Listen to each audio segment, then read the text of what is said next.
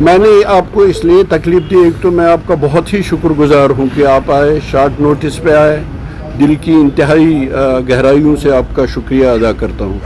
دو issues ہیں میرے پاس، ایک تو یہ حیدر پورہ کا جو انسیڈنٹ ہوا، جو درد پورے قوم نے محسوس کی ہے، مجھے اچھا لگا کہ پہلی بار ہم سب ایک ہو کر ہم نے ایک آواز اٹھائی ہے جو بے انصافی کشمیر میں ہوتی جا رہی ہے، اس کے لیے ایک نمبر 1۔ نمبر 2 میں آپ سے کہنا چاہتا ہوں کہ روز ہم روتے ہیں، روز ہمیں تکلیف پہنچتی ہے، روز ایسے ثانیہ ہوتے ہیں۔ میں پرائم منسٹر سے اپیل کروں گا، ان کے لیے یہ گولڈن اپرچونٹی ہے کہ جو انہوں نے کہا تھا دل سے دوری اور دلی سے دوری، اگر وہ واقعی وہ دل سے کہتے ہیں تو وہ آ جائیں، ہمارا درد بانٹیں، اور ان کو تو ہم واپس لا نہیں سکتے ہیں۔ ابھی بھی ایک ڈیڈ باڈی ایک جوان کی ان کے گھر والوں کے سپرد نہیں کی گئی ہے۔ مطلب انسانیت کی بنیاد پہ ہی صحیح، چلے وہ ہم کو پسند نہیں کرتے، انسانیت کی بنیاد پہ ہی صحیح، کیا اب ہمیں ایک اور اس کے لیے آواز اٹھانی ہے کہ اس ڈیڈ باڈی کو بھی اپنے باپ اپنے گھر والوں کے سپرد کے حوالے کیا جائے؟ اب اس بچے کا دیکھ لیجئے جو بابا بابا کہہ رہی تھی، اور اس کو اپنے بابا کو 2 بار بیوریل کرنا پڑا۔ مجھے بتائیے دنیا کی تاریخ میں اور اس 21 سینچری میں آج کل یہ کہاں پہ ہے کہ کشمیریوں کی ڈیمانڈ اب یہ ہو گئی ہے ہمیں ڈیڈ باڈیز لوٹا دیجئے۔ میں اپنے دیش کے انٹلیکچوئل سے، اپنے دیش کی سوسائٹی سے، اپنے دیش کے لبرل سے اپیل کرنا چاہتا ہوں کہ مہربانی کر کے اس کو ٹچ می ناٹ نہیں سمجھیے، ہم بھی انسان ہیں۔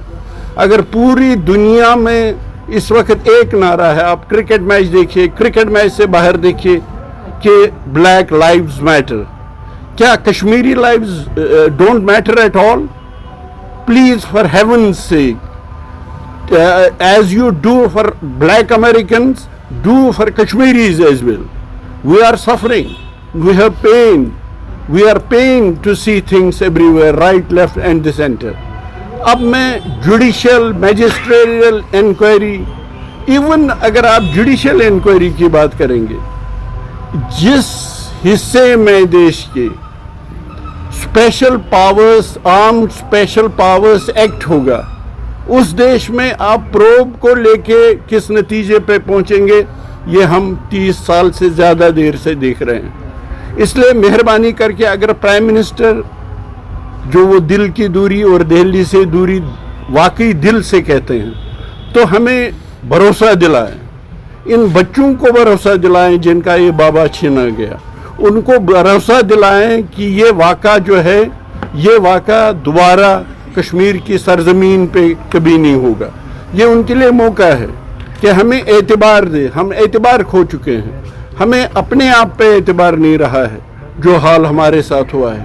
اس لیے ان کے پاس گولڈن اپرچونٹی ہے کہ ہمارا درد بانٹے، اس بیوہ کے ساتھ درد بانٹے، اس بچے کے ساتھ درد بانٹے، ان فیملیز کے ساتھ درد بانٹے، اور ہمیں یہ اعتبار دے کہ اب کے بعد ایسا کبھی نہیں ہوگا۔ وہ تب ہوگا، اس کی شروعات جب وہ ہمیں کہیں گے کہ وہ جن لوگوں سے یہ چھوٹ ہوئی ہے، یہ غلطی ہوئی ہے، یہ ہیومن ایرر ہوا ہے، مان لیجئے، حالانکہ اس میں ہماری لائف چلی گئی، یہ وہ کبھی نہیں ہونے دیں گے۔